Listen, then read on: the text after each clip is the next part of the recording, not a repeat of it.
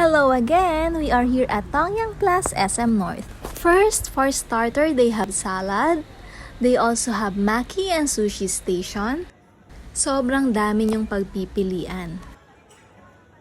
At eto na nga, sobrang dami niyo ring pagpipili ang mga seafood tulad ng fish, squid, seashells, tulad ng garlic salmon head, salmon tail, garlic tuna tail, talakitok, at madami pang iba.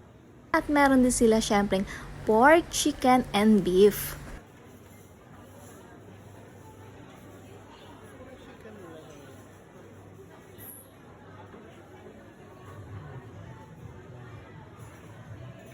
Hindi din makukumpleto ang hotpot kung walang mga balls, kaya ito ang dami nyo ring pagpipilian.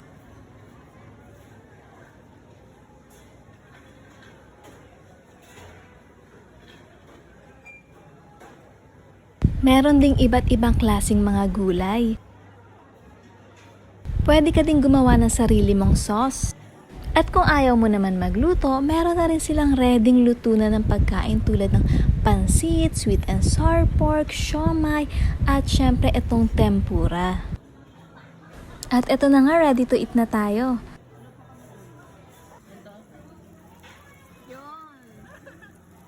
Focus ko sa pagkain.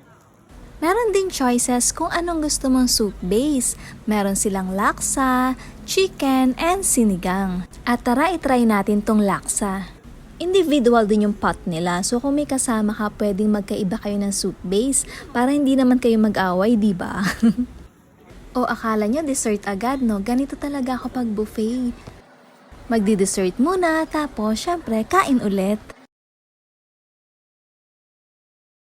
Madami ding choices ng drinks. Merong coffee, soft drinks, infused water, juices, and beer.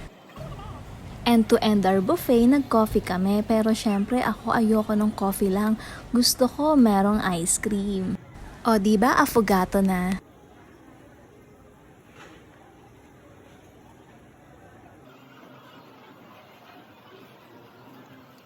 Ay, may pahabol pa tong beshi ko. Magbe-beer pa daw siya. Talagang sinulit, no? Pero gusto lang talaga niya mag-boomerang.